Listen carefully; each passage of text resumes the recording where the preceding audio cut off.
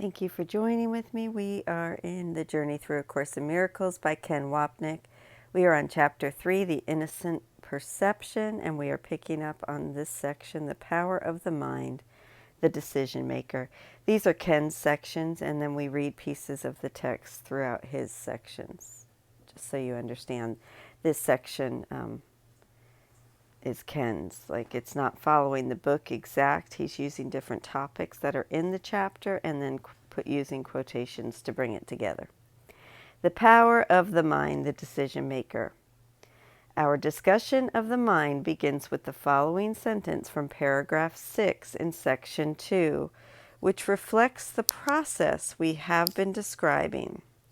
Along with the two parts of the split mind, there is a third, the decision maker, the Son of God, who chooses between the thought systems of the ego and the Holy Spirit. When we decide upon the ego's thought system, it becomes real to us, not because it is true, but because we believe in it. Jesus and his course help us return our awareness to the decision-making mind's power to withdraw its belief in the ego and place it in the Holy Spirit. The way to correct distortions is to withdraw your faith in them and invest it only in what is true. Faith is an important term mentioned here, but discussed in greater depth later in the text. As used in A Course in Miracles, the term is not meant in the traditional religious sense, such as having faith in God, but rather in the sense of what do I put my faith in, the ego or the Holy Spirit. The decision maker puts its faith in one or the other. We shall see that putting faith in the ego is really faithlessness, because we put faith in nothing. On the other hand, putting faith in the Holy Spirit is faithfulness, because we put faith in what is real and meaningful. The power of the mind is simply the power to choose to identify with one of two thought systems. Once we make that choice, that thought system becomes reality for us. When we choose the ego, as we did and continue to do, the ego and everything that comes from its thought system will remain until we recognize there has to be another way, as we discussed in Chapter 2. We then withdraw faith in the illusion and put it in the Holy Spirit's truth. Strictly speaking, this is the reflection of heaven's truth, in which the Holy Spirit represents the principle of the atonement that says that the separation never happened. I'm going to repeat that. In which the Holy Spirit represents the principle of the atonement that says the separation never happened.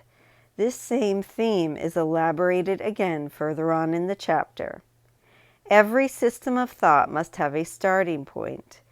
It begins with either a making or a creating, a difference we have already discussed. The ego is the thought system of making, whereas the Holy Spirit's thought system reflects creation.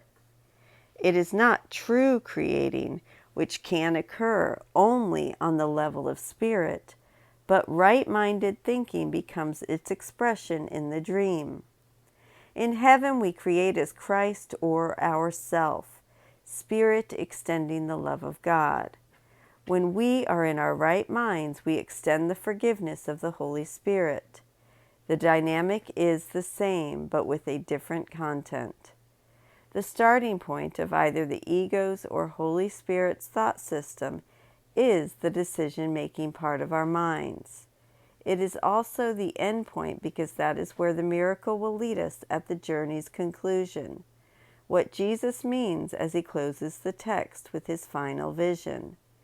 The journey closes, ending at the place where it began. The mad journey into insanity began with the decision-making Son of God choosing the ego, and will end when he becomes sane, recognizing his insane decision and changing his mind once and for all. Their resemblance lies in their power as foundations. Their difference lies in what rests upon them. Both are cornerstones for systems of belief by which one lives. Both the ego's separation and the Holy Spirit's atonement share the characteristic of being foundations for all subsequent thoughts. For the ego, those are the thoughts of sin, guilt, fear, pain, death, and the body's world of special relationships.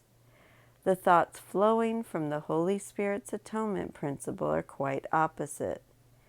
The miracle, peace, forgiveness, and the holy relationship.